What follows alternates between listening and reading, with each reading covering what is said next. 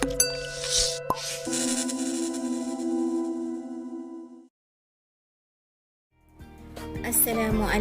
warahmatullahi wabarakatuh.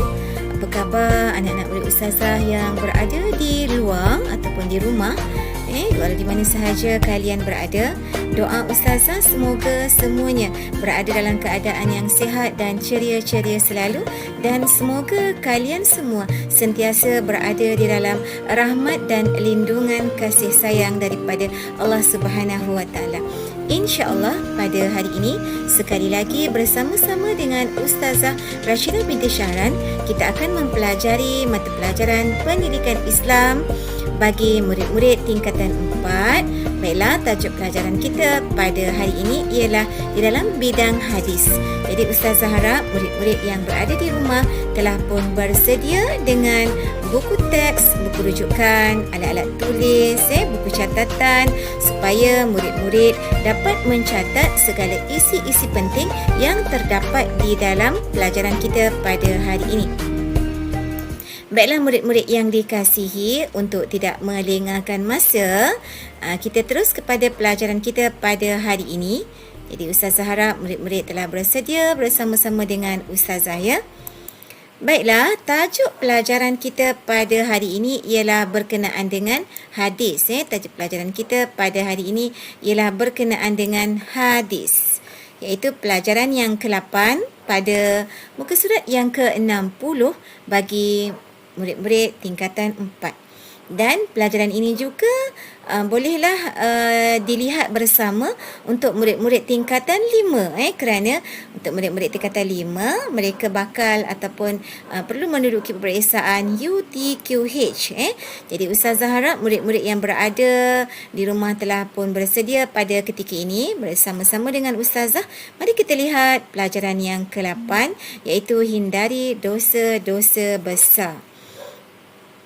Jadi sebelum kita mulakan pelajaran kita pada hari ini, kita baca dahulu dengan doa. Bismillahirrahmanirrahim. Allahumma aftah alaina hikmataka wanshur alaina min khazaini rahmatika ya arhamar rahimin. Qala rabbi shrah li sadri wa yassir li amri wahlul 'uqdatam min lisani yafqahu qawli. Baiklah murid-murid yang dikasihi, kita lihat dahulu kepada petikan hadis kita pada hari ini. Baiklah, dalam petikan hadis kita pada hari ini, Ustazah akan membaca dan murid-murid di rumah bolehlah mengikut bacaan Ustazah, ya. Bismillahirrahmanirrahim. An Abi Hurairah radhiyallahu anhu, anin Nabi sallallahu alaihi wasallam qala, ijtanibus sab'a al-mubiqat. Qalu ya Rasulullah, وما هن؟ قال الشرك بالله والسحر وقتل النفس التي حرم الله إلا بالحق وأكل الربا وأكل مال اليتيم وتولي يوم الزحف وقذف المحصنات المؤمنات الغافلات.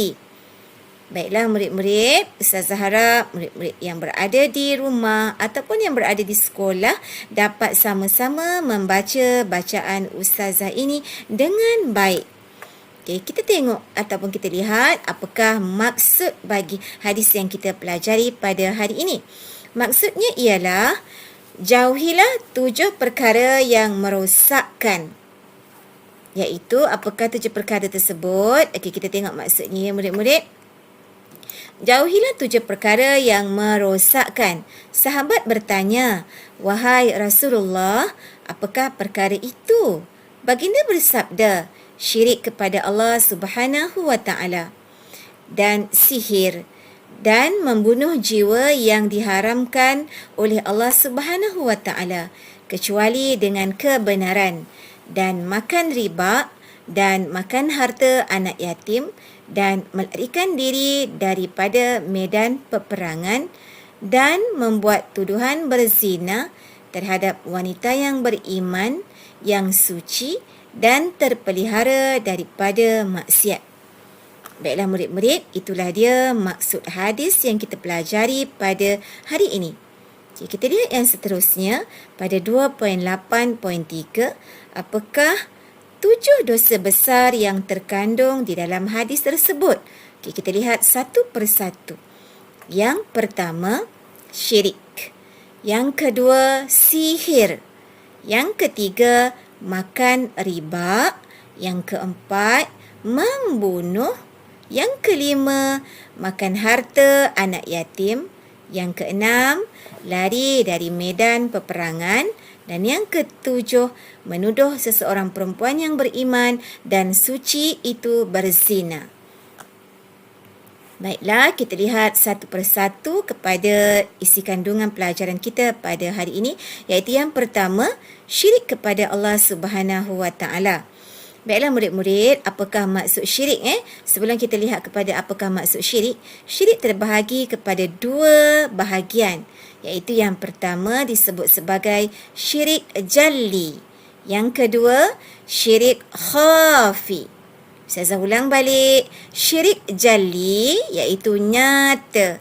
Maksud syirik jalli ialah menyekutukan Allah Subhanahu Wa Taala dengan sesuatu pada zat, sifat dan af'al iaitu perbuatan. Contohnya seperti menyembah berhala, meyakini Nabi Isa AS sebagai anak Allah, meyakini alam ini dikuasai oleh selain daripada Allah Subhanahu Wa Taala. Jadi, syirik jali ni maknanya syirik yang dilakukan secara terang-terangan.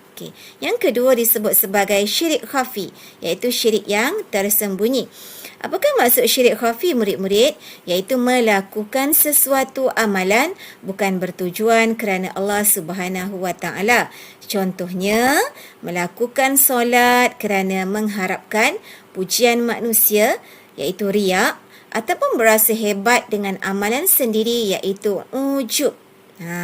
Jadi syirik khafi ini ialah melakukan sesuatu bukan bertujuan kerana Allah Subhanahu Wa Taala. Jadi kita berdoa moga-moga Allah menjauhkan diri kita daripada perbuatan syirik ini. Baiklah murid-murid, kita lihat yang kedua, iaitu sihir. Kita lihat dahulu apakah maksud sihir ya. Sihir ialah perbuatan yang memudaratkan orang lain dengan bantuan jin. Contohnya macam mana? Contohnya seperti santau, pukau, minyak pengasih, pelaris. Itu adalah contoh-contoh perbuatan yang disebut sebagai sihir. Apakah kesan daripada perbuatan sihir ni? Kesannya ialah akan mengakibatkan kesakitan tubuh badan, akan mencetuskan pergaduhan, memorak-porandakan rumah tangga dan yang paling menakutkan boleh menyebabkan berlakunya kematian. Kita lihat yang ketiga. Yang ketiga ialah membunuh. Apa maksud membunuh? Membunuh ialah satu perbuatan menghilangkan nyawa seseorang.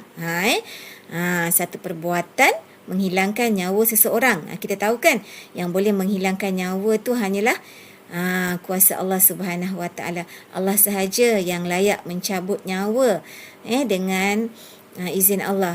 Jadi kalau kita sebagai manusia membunuh orang lain, itu dikategorikan sebagai dosa besar.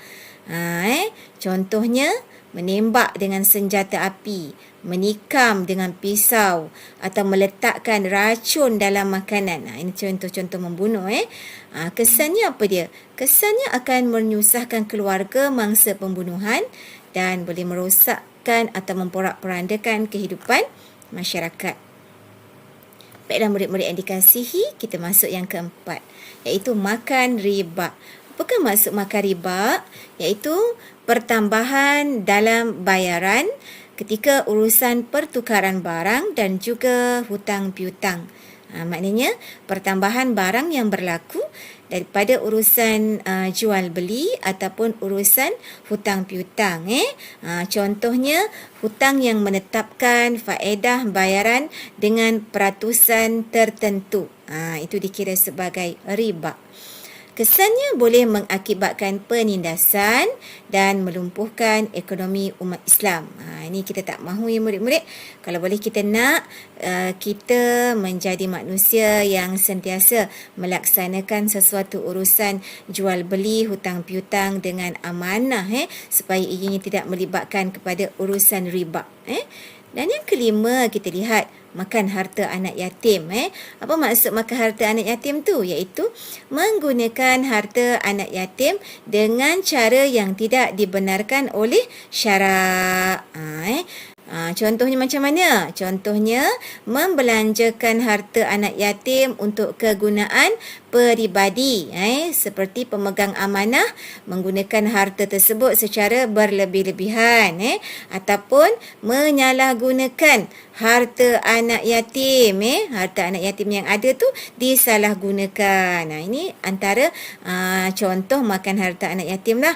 Apa kesannya? Kesannya boleh mengakibatkan berlakunya penindasan, akan menjejaskan hubungan kekeluargaan.